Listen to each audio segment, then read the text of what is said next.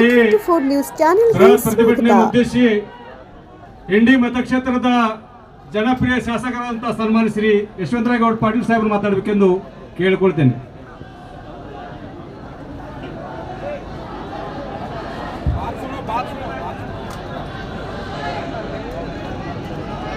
ಈ ಬೃಹತ್ ಪ್ರತಿಭಟನೆಯಲ್ಲಿ ಪಾಲ್ಗೊಂಡಿರ್ತಕ್ಕಂಥ ಎಲ್ಲ ಆತ್ಮೀಯ ಬಂಧುಗಳೇ, ವೇದಿಕೆಯನ್ನು ಅಲಂಕರಿಸಿರ್ತಕ್ಕಂಥ ಪೂಜ್ಯರೇ, ಆತ್ಮೀಯರೇ, ಈಗಾಗಲೇ ಅನೇಕ ಜನ ಮಾತನಾಡಿದ್ದಾರೆ.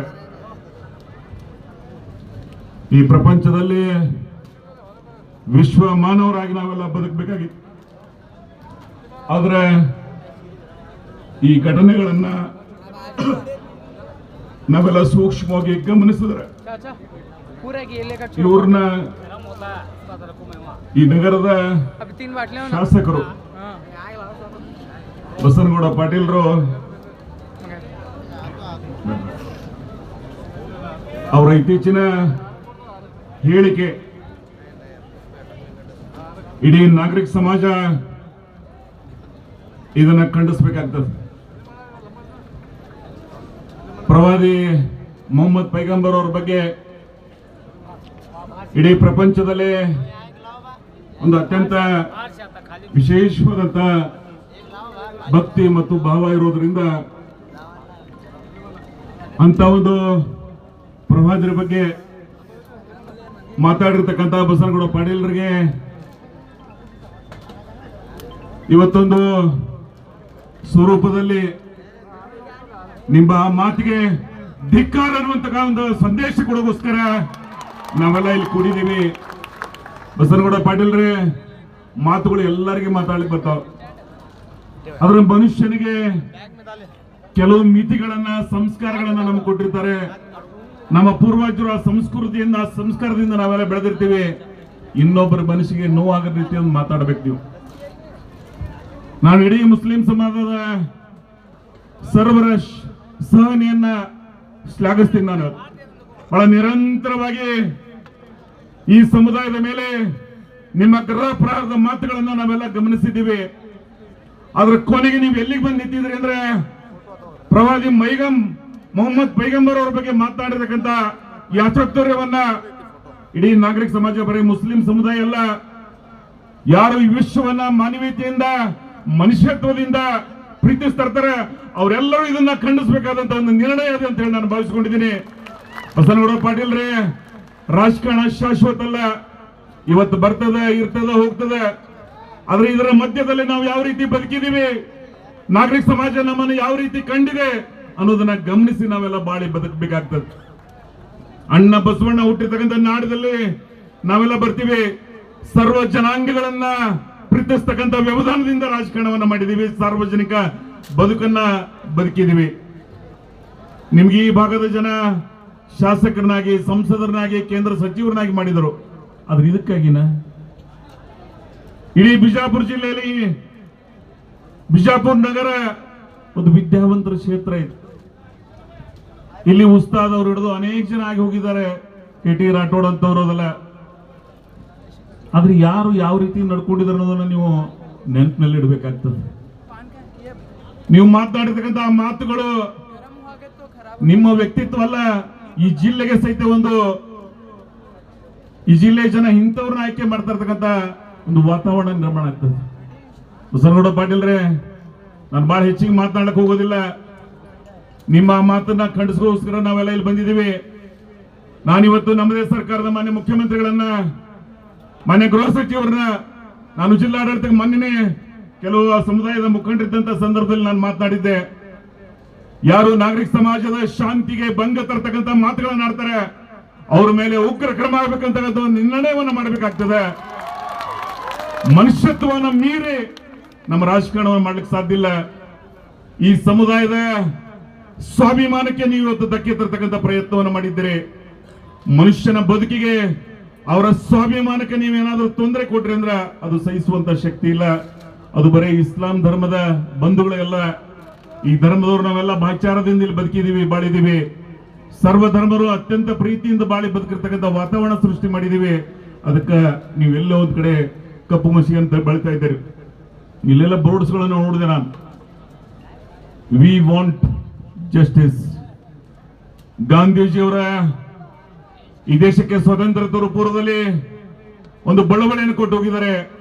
ಅದು ಶಾಂತಿ ಮೂಲಕ ಹೋರಾಟ ಮಾಡೋಣ ಅಂತ ಹೇಳಿ. ನನ್ನ ಎಲ್ಲ ಬಂಧುಗಳಲ್ಲಿ ಇವತ್ತು ಕಳಕಳಿಯ ಪ್ರಾರ್ಥನೆ, ಬಸನಗೌಡರಾಗೆ ಮಾತನಾಡ್ತಕ್ಕಂಥ ವ್ಯವಧಾನ ನಮ್ದು ಬೇಡ. ಅದಕ್ಕೆ ನಮಗ ಬಸನಗೌಡರಿಗೆ ಬದಲಾವಣೆ ವ್ಯತ್ಯಾಸ ಅನ್ಸೋದಿಲ್ಲ. ಆದ್ರೆ ಬಸನಗೌಡರ ಮಾತುಗಳನ್ನ ಬಹಳ ಶಾಂತಿಯಿಂದ ಅದನ್ನ ನಾವು ಇವತ್ತು ಖಂಡಿಸೋಣ. ಅವರ ಇಡೀ ಇವತ್ತು ಈ ಸಮುದಾಯಕ್ಕೆ ಆ ಧರ್ಮ ಗುರುವಿಗೆ ಆ ಸ್ಥಾನಕ್ಕೆ ಏನೋ ಅಗೌರವ ತೋರಿಸಿದ್ದಾರೆ. ಅವರು ಬೇಷರತ್ತಾಗಿ ಕ್ಷಮೆಯನ್ನು ಯಾಚಿಸಬೇಕಾಗ್ತದೆ. ಒಂದು ವೇಳೆ ಕ್ಷಮೆ ಯಾಚಿಸಲಿಲ್ಲ ಅಂದ್ರೆ ಇದಕ್ಕಿಂತ ಈ ಉಗ್ರ ಹೋರಾಟ ಬೇರೆ ವಿಧಾನದಲ್ಲಿ ಮಾಡ್ತಕ್ಕಂಥ ಪ್ರಯತ್ನವನ್ನು ಮಾಡಬೇಕಾಗ್ತದೆ. ಅದಕ್ಕೆ ಬರೀ ಇಸ್ಲಾಂ ಧರ್ಮದವರಲ್ಲ, ಇಡೀ ಜಿಲ್ಲೆಯ ಜನ, ಈ ನಾಡಿನ ಜನ ಯಾರು ನಾಗರಿಕ ಸಮಾಜವನ್ನ ಪ್ರೀತಿಸ್ತೀವಿ, ಮನುಷ್ಯ ಧರ್ಮವನ್ನ ಪ್ರೀತಿಸ್ತೀವಿ, ಈ ಎಲ್ಲ ಧರ್ಮಕ್ಕಿಂತ ಮನುಷ್ಯ ಧರ್ಮ ಒಂದು ಶ್ರೇಷ್ಠದ. ಆ ಧರ್ಮವನ್ನ ನಾವು ಯಾರು ಪ್ರೀತಿಸ್ತೀವಿ, ನಿಮ್ಗೆ ಪರವಾಗಿ ನಿಮ್ಮ ವಿರುದ್ಧ ಒಂದು ಹೋರಾಟವನ್ನು ಮಾಡಬೇಕಾಗ್ತದೆ. ಅದಕ್ಕಾಗಿ ಸನ್ಮಾನ್ಯ ಬಸನಗೌಡ್ರೆ, ನಿಮ್ಗೆ ಯಾರು ಅಡ್ವೈಸರ್ ಇಲ್ಲ. ನಾನು ಶಿವಾನಂದ ಪಾಟೀಲ್ ಮಾತಾಡಿದೆವು. ಒಬ್ಬ ಪುಣ್ಯಾತ್ಮ ಯಾವ ರೀತಿ ಇರಬೇಕು ಅಂದ್ರೆ ಎಲ್ಲರನ್ನ ಪ್ರೀತಿಸ್ಬೇಕು. ಬಹುತೇಕ ಅವರ ಮಾತುಗಳನ್ನು ಕೇಳಿರ್ತಕ್ಕಂಥ ಪ್ರತಿಯೊಬ್ಬ ಅದನ್ನ ಸೂಕ್ಷ್ಮವಾಗಿ ಖಂಡಿಸಿದ್ದಾರೆ. ಅದು ತಪ್ಪಂತ ಹೇಳಿದ್ದಾರೆ. ಬಹಳ ನಿರಂತರವಾಗಿ ನೀವು ಚುನಾವಣೆಯಲ್ಲೂ ಸಹಿತ ಪ್ರಜಾಪ್ರಭುತ್ವ ಮೂಲಕ ಗೆದ್ದಿಲ್ಲ.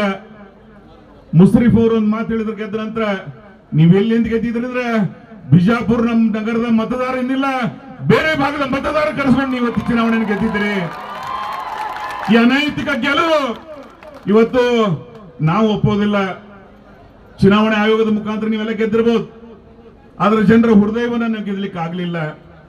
ನಮ್ಮ ಅಧಿಕಾರ ಅವಧಿ 5 ವರ್ಷ ಅಲ್ಲ, ನಿರಂತರವಾಗಿ ಜನರ ಪ್ರೀತಿಯನ್ನ ಪ್ರತಿ ದಿವಸ ಪ್ರತಿ ಕ್ಷಣ ನಾವು ಗೆದಿಬೇಕಾಗ್ತದ. ಅಂದಾಕ್ರ ಮಾತ್ರ ಅದು ಶಾಶ್ವತವಾಗಿ ನಾವು ನೆಲೆ ಊರ್ಲಿಕ್ಕೆ ಸಾಧ್ಯದ. ಬಸನಗೌಡರ 5 ವರ್ಷದ ಅವಧಿಗಾಗಿ ನೀವು ಈ ಜನಾಂಗಕ್ಕೆ ಬೈದ್ರೆ ಹಿಂದೂಗಳು ಮತ ಹಾಕ್ತಾರೆ ಅಂತ ತಿಳ್ಕೊಂಡಿದ್ರೆ ಅದು ತಪ್ಪು ಅಂತ ತಿಳ್ಕೊಳ್ಳಿ. ನೀವು ಬಹಳ ಸಲ ಖಾಸಿಯಾಗಿ ಕೇಳ್ತಿರ್ತೀನಿ ನಾನು, ಈ ಸಮುದಾಯಕ್ಕೆ ಬೈದ್ರೆ ಹಿಂದೂಗಳು ನಮಗೆ ಮತ ಬರ್ತಾವ, ಅದಕ್ಕಾಗಿ ನಾನು ಈ ರೀತಿ ರಾಜಕಾರಣ ಮಾಡ್ತೀನಿ ಅಂತ ಹೇಳಿದ್ರೆ, ಆದ್ರೆ ಆ ಮನಸ್ಸಿಗೆ ನೋವು ಮಾಡಿ ಅಧಿಕಾರ ಸಿಕ್ಕಿರಬಹುದು ನಿಮಗೆ. ಆದ್ರೆ ನಾಗರಿಕ ಸಮಾಜದ ಆ ಏನೋ ನೈತಿಕ ಮೌಲ್ಯಗಳನ್ನ ನೀವೇನು ಗಾಳಿಗೆ ತೋರಿದ್ದೀರಿ, ಆ ಸೋಲು ನೀವು ಶಾಶ್ವತವಾಗಿ ಈ ಭಾಗದಲ್ಲಿ ಕಂಡಿದ್ದೀರಿ ಅಂತ ಹೇಳಿ ನಾನು ಭಾವಿಸ್ಕೊಂಡಿದ್ದೀನಿ. ಒಟ್ಟಾರೆ ಈ ಭಾಗದ ಈ ಬಿಸಿಲಿನಲ್ಲಿ 41, 42 ಈ ಡಿಗ್ರಿಯಲ್ಲೂ ಸಹಿತ ಈ ಪ್ರಮಾಣದಲ್ಲಿ ಬಹುತೇಕ ಇಲ್ಲಿ ಇಡೀ ಸಮುದಾಯ ಕೂಡಿಸ್ಬೇಕಂದ್ರೆ ಬಿಜಾಪುರದಲ್ಲಿ ಒಂದು ಇರುವಾಡ್ಲಿಕ್ಕೆ ಸಾಧ್ಯತಿರಲಾರ್ದಷ್ಟು ಜಾಗ ಕೂಡಿಸಬಹುದಾಗಿತ್ತು ಜನ. ಆದ್ರೆ ಬಹಳ ಶಾಂತಿಯಿಂದ ಈ ಸಂಘಟನೆ ಮಾಡಿದವ್ರಿಗೆ ನಾನು ವಿಶೇಷವಾದಂತ ಕೃತಜ್ಞತೆಯನ್ನು ಸಲ್ಲಿಸ್ತೀನಿ. ಇವತ್ತು ಬಹಳ ಶಾಂತಿಯಿಂದ ನೀವು ಈ ಕಾರ್ಯಕ್ರಮವನ್ನ ಆಯೋಜನೆ ಮಾಡಿದ್ದೀರಿ. ಇದೇ ನಮ್ಮ ಪೂರ್ವಜರು ಕೊಟ್ಟಿರ್ತಕ್ಕಂಥ ಸಂಸ್ಕೃತಿ ಮತ್ತು ಸಂಸ್ಕಾರ. ನಮ್ಮ ಬಸನಗೌಡ್ರೆ, ನಾವು ನಿಮ್ಮಂಗಿಲ್ಲ ಅನ್ನೋದನ್ನ ತೋರಿಸ್ಕೊಟ್ಟಿದ್ರಿ. ಇವತ್ತು ಅನ್ನೋದನ್ನ ಸೂಕ್ಷ್ಮವಾಗಿ ಕಾರ್ಯಕ್ರಮದ ಮುಖಾಂತರ ಪ್ರತಿಬಿಂಬಿಸಿದ್ದೀರಿ. ನಾನು ಅದಕ್ಕಾಗಿ ಅವ್ರನ್ನ ಈ ಸಂದರ್ಭದಲ್ಲಿ ಬದಲಾವಣೆ ಆಗಬೇಕು. ಬದಲಾವಣೆ ನಿಸರ್ಗದ ನಿಯಮ. ನೀವು ಯಾವ ರೀತಿ ಈ ರೀತಿ ದಬ್ಬಾಳಿಕೆಯ ಮಾತುಗಳನ್ನ ಆಡಿದಿರಿ, ಅದನ್ನ ಮುಂದಿನ ದಿನಮಾನದಲ್ಲಿ ಬದಲಾವಣೆ ಆಗಬೇಕು. ಬದಲಾವಣೆ ಮಾಡ್ಲಿಲ್ಲ ಅಂದ್ರೆ ಈ ನಾಡಿನ ಜನ, ಈ ಭಾಗದ ಜನ ನಿಮ್ಗೆ ಆ ಬದಲಾವಣೆ ತರ್ತಕ್ಕಂಥ ಪ್ರಯತ್ನ ಮುಂದಿನ ದಿನಮಾನದಲ್ಲಿ ಮಾಡ್ತಾರೆ ಅಂತಕ್ಕಂಥ ಮಾತನ್ನ ಹೇಳಿ ಬಹಳ ಹೆಚ್ಚಿಗೆ ಸಮಯವನ್ನ ತಗೊಳ್ಳದೆ ಇವತ್ತು ನಾವೆಲ್ಲ ಇಲ್ಲಿ ಕೂಡಿದೀವಿ. ಒಬ್ಬರು ಮೌಲಾನ ಅವ್ರು ಮಾತಾಡಿದ್ರೆ, ನಾವು ಕಾಂಗ್ರೆಸ್ ಅವ್ರನ್ನ ಸದಾ ಹೃದಯದಿಂದ ಬೆಂಬಲಿಸಿದೀವಿ. ನಿಮಗಾಗಿ ನಮ್ಮ ಹೆಸರನ್ನ ಕಳ್ಕೊಂಡಿದೀವಿ, ನಮ್ಮ ಸಮುದಾಯದ ಅನೇಕ ಸಮಸ್ಯೆಗಳನ್ನು ಎದುರಿಸ್ತಿದೀವಿ ಅಂತ ಹೇಳಿ. ನಾನಿವತ್ತೊಬ್ಬ ಕಟ್ಟ ಕಾಂಗ್ರೆಸ್ಸಿನಾಗಿ, ನಿಜ ಕಾಂಗ್ರೆಸ್ಸಿನಾಗಿ ನಿಮ್ಮ ಜೊತೆಗೆ, ಕಾಂಗ್ರೆಸ್ ಸದಾ ನಿಮ್ ಜೊತೆಗೆ ನಾವು ಇರ್ತೀವಿ ಅಂತಕ್ಕಂಥ ಮಾತನ್ನ ಹೇಳಬೇಕಾಗ್ತದೆ. ನಮ್ಮ ರಕ್ತದ ಗತದಲ್ಲಿ ಕಾಂಗ್ರೆಸ್ ಸಿದ್ಧಾಂತ ಇದೆ. ಈ ದೇಶದ 140 ಕೋಟಿ ಜನರನ್ನ ಪ್ರೀತಿಸ್ತಕ್ಕಂಥ ವ್ಯವಧಾನ ಆ ಗಾಂಧಿ ಕುಟುಂಬದಿಂದ ನಾವು ಕಲ್ತಿದ್ದೀವಿ. ಅದಕ್ಕಾಗಿನೇ ನಾ ಸಂಸ್ಕೃತಿಯನ್ನ ಪ್ರತಿಬಿಂಬಿಸುವ ರೀತಿಯಲ್ಲಿ ಈ ಭಾಗದ ಜನ ಸದಾ ನಮ್ಮ ಜೊತೆಗೆ ನೀವೆಲ್ಲ ಇರಬೇಕಾಗ್ತದೆ. ಬರೀ ಇಷ್ಟೇ ಅಲ್ಲ, ಎಲ್ಲ ಸಮುದಾಯದವರನ್ನ ಕೂಡಿ ಇಲ್ಲೊಂದು ಹೊಸ ವಾತಾವರಣ ಸೃಷ್ಟಿ ಮಾಡಬೇಕಾಗ್ತದೆ. ಇಲ್ಲೇ ಮಕ್ಕಳಿಗೆ ಡಾಕ್ಟರ್ ಬಾಬಾ ಸಾಹೇಬ್ ಅಂಬೇಡ್ಕರ್ ಅವರು ಒಂದು ಸಂವಿಧಾನ ಕೊಟ್ಟು ಹೋಗಿದ್ದಾರೆ. ಈ ದೇಶದ ಯಾವ ರೀತಿ ನಾವು ಬಾಳಿ ಬದುಕಬೇಕು. ನಮ್ಮ ಯೂಟ್ಯೂಬ್ ಚಾನೆಲ್ ಅನ್ನು ಸಬ್ಸ್ಕ್ರೈಬ್ ಮಾಡಿ, ಹಾಗೆ ಫೇಸ್ಬುಕ್ ನಲ್ಲಿ ಫಾಲೋ ಕೂಡ ಮಾಡಿ, ಶೇರ್ ಮಾಡಿ, ಲೈಕ್ ಮಾಡಿ. ನಿಮ್ಮ ಅಭಿಪ್ರಾಯಗಳನ್ನು ಕಾಮೆಂಟ್ ಮೂಲಕ ತಿಳಿಸಿ. ಮತ್ತೆ ಹೊಸ ಸುದ್ದಿಯೊಂದಿಗೆ ಬರುತ್ತೇನೆ. ಅಲ್ಲಿವರೆಗೂ ಧನ್ಯವಾದಗಳು.